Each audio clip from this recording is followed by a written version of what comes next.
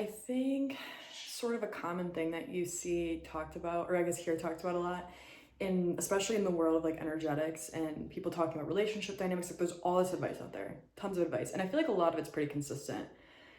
But one of the themes I sort of want to talk through, because this is something I've sort of been grappling with, and I've recently had some more insights on it, which is like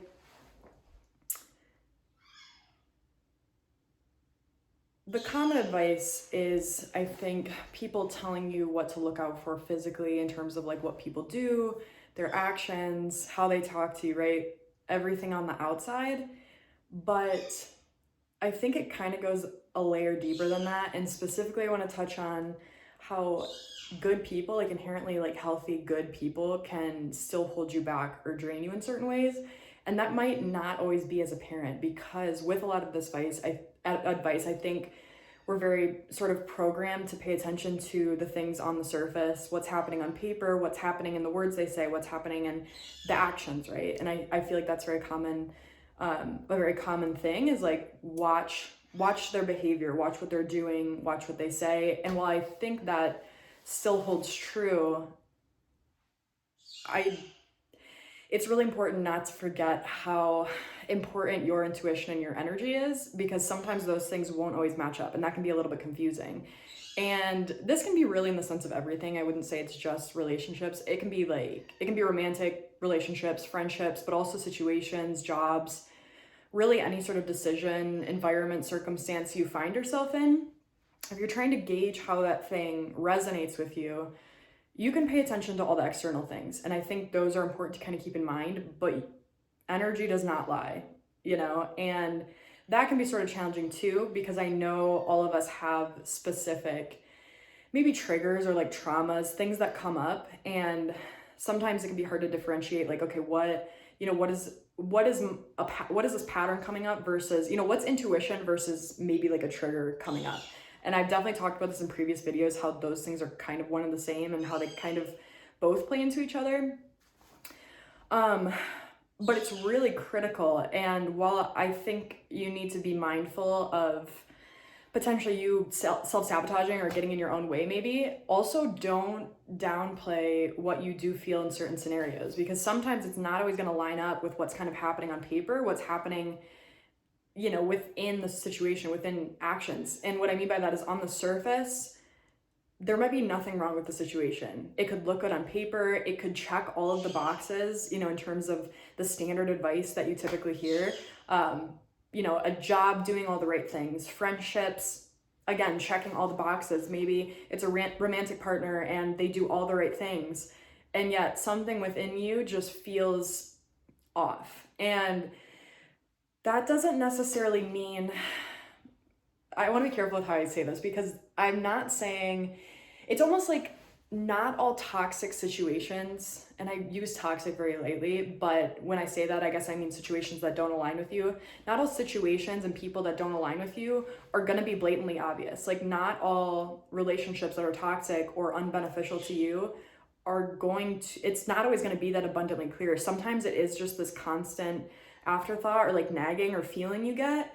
So don't disregard that, because I think with all this modern advice that we get, it's so easy to like look at the surface level things, look at their actions, look at their words and be like, yes, like everything lines up, right? And it might. And this person might actually have good intentions, but there's so many layers in terms of like energetics. There's so many things that go into environments and workplaces and relationships. Like, you are playing with this person's energy, and that can be on so many different levels. So this person could have good intentions, right?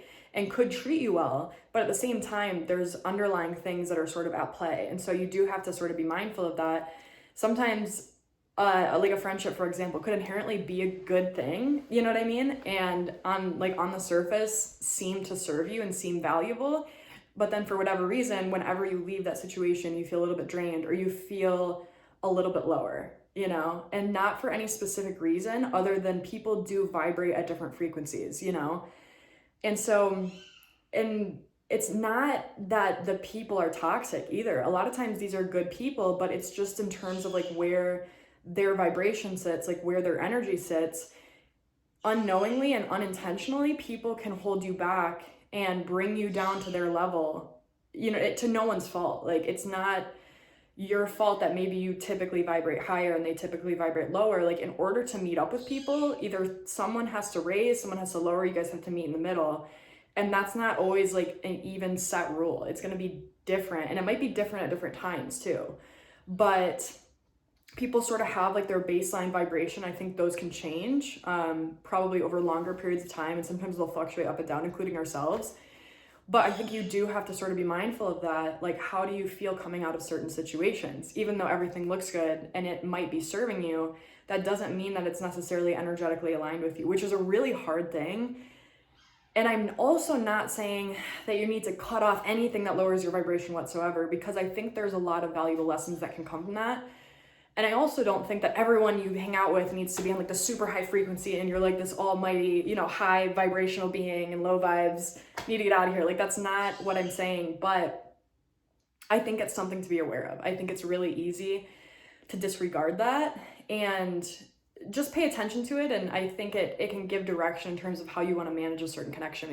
Maybe that means it isn't suitable for you in the long term. Maybe you realize that since it's not energetically aligned, it doesn't keep you in the vibration that you predominantly operate within, or at least want to be within.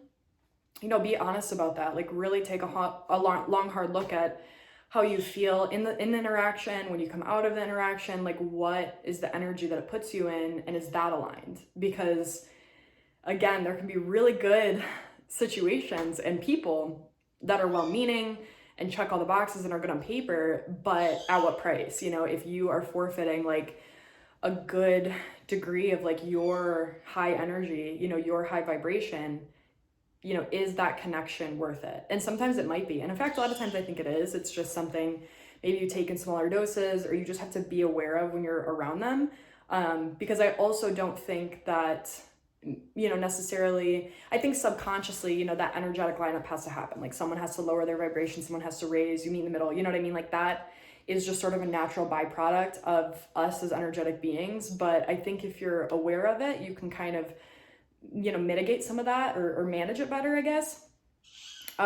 Because, people can only drag you down if you let them, ultimately. So, but again, I think even in that sense, the way that's talked about is just like, oh yeah, people's negativity can only affect me so much, but, I like, people's words don't have to affect me. And like, a lot of it's just very surface level in terms of how it's talked about. But like, really pay attention to the energy, because sometimes people don't say anything and they are just naturally very dense. Like, they carry a lot of contempt or anger, you know what I mean? If you're sensitive to those things, you can feel it. And sometimes it's a little bit confusing, and you won't even notice it unless you're like, oh shoot, like every time I'm around this person, I pick up on all these emotions that are not my own.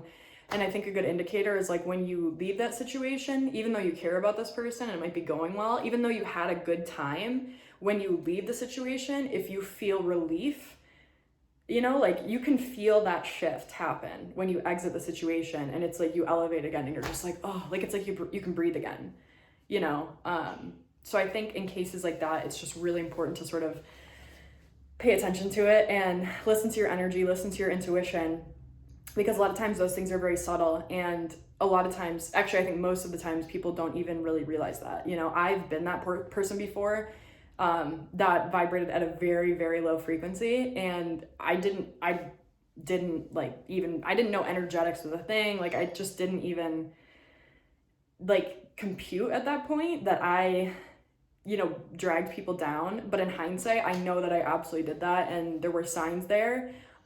So I think, for people who do operate, who are carrying a lot of weight and like have a lot of wounds, like, they don't realize it. It's not their fault. It's just where they're sitting at.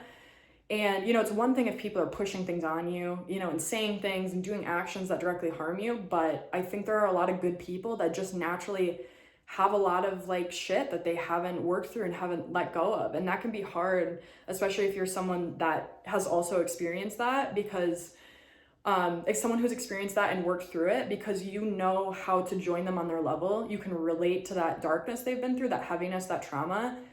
But at the same time, it's not where you hang out anymore, And so sometimes when you spend a lot of time with people who are still in that, it can bring you back into that energy.